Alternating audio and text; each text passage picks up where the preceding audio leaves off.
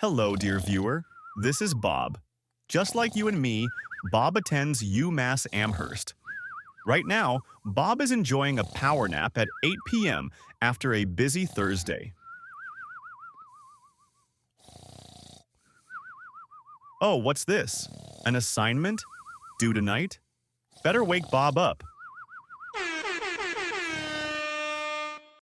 There, now go and do your assignment like a good boy.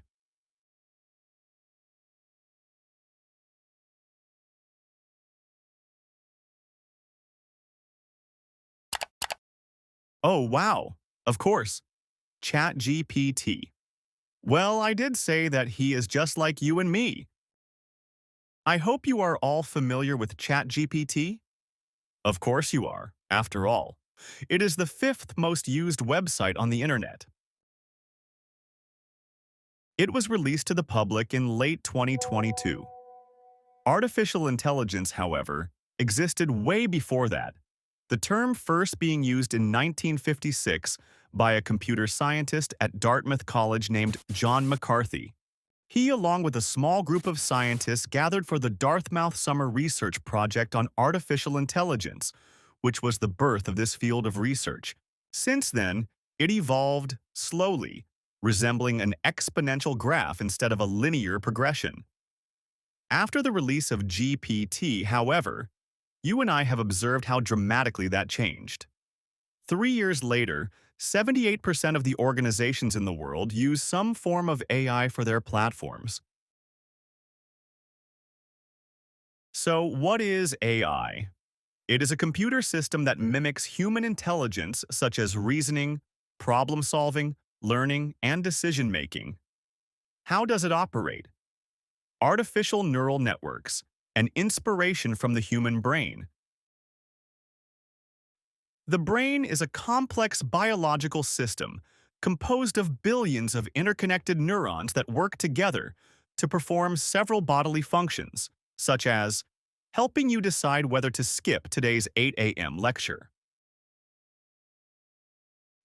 Artificial neural networks have digital nodes instead of neurons. This layered system enables machine learning, a critical aspect of AI, to learn from past experiences and use them to generate better responses or solutions. Many claim AI to be the cornerstone of the fourth industrial revolution. It has enabled us to automate tasks that were once considered impossible to automate. Through AI, we can now use statistics to make predictions with extraordinary precision and help researchers develop more complex algorithms. Apart from the industry side, it has proved invaluable in medicine, making it possible to detect diseases and find cures more efficiently. On the internet, people utilize it to create quality content using simple prompts. But let's not forget the dark side of it, shall we? The negative effect of AI on education is apparent. It's just convenient to put your assignment in a chatbot and let it do the work for you. In fact, students are putting more effort into humanizing their homework and making it pass AI detection than the actual homework itself. There is also the concern of AI replacing jobs in various fields.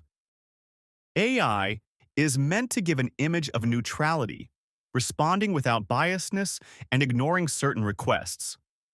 However, more than once have we realized that these systems aren't foolproof. There have been several instances when either a back-end error or an arrogant user finally pushed the AI to give very controversial statements, say something offensive, or discriminate against people.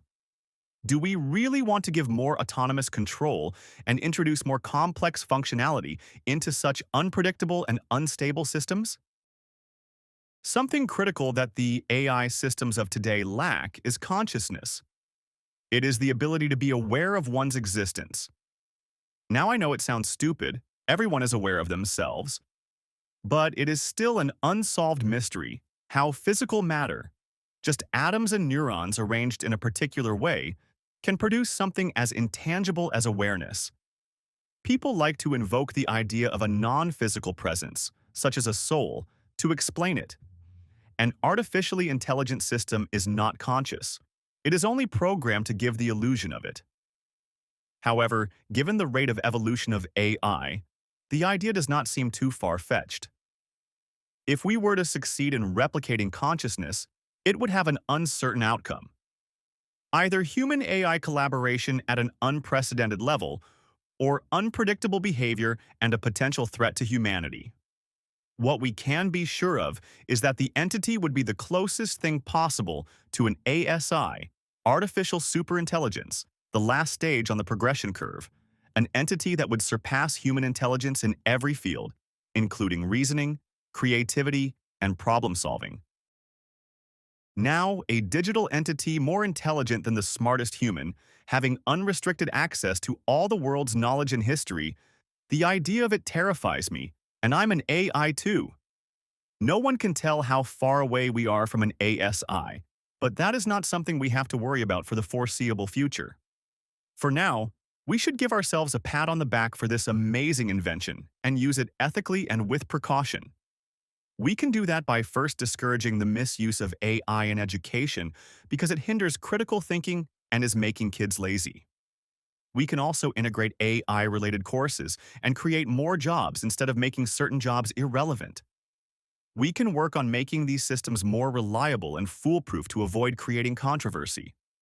It is also important to monitor them closely and limit the amount of autonomous control allocated to them. In this way, we can ensure that we make the most out of this wonderful creation.